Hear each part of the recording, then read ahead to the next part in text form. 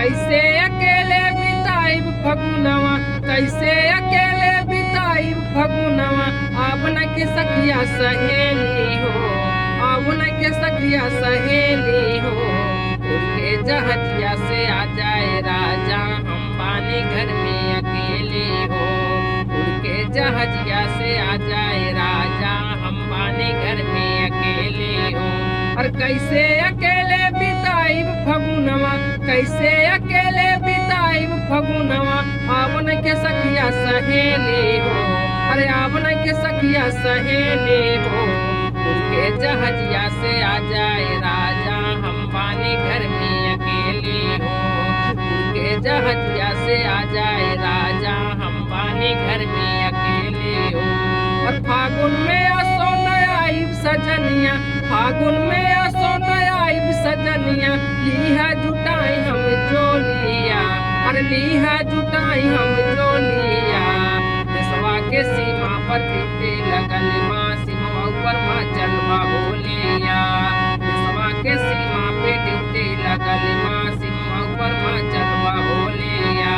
फागुन के तनिको पूछा मत रोके, होली चहका के सुर मत ठोके। फागुन के तनिको पूछा मत रोके, होली चहका के सुर मत ठोके।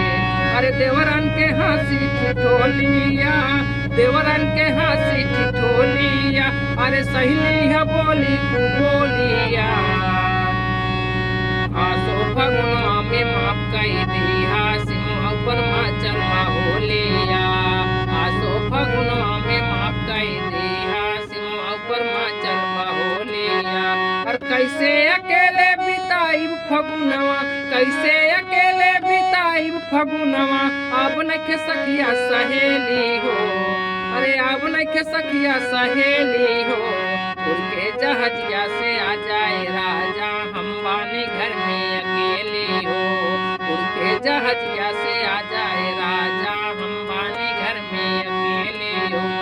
फागुन में असो नया सजनिया, फागुन में असो नया सजनिया। लीहा जुटाई हम जोलिया, अरे लीहा जुटाई हम जोलिया।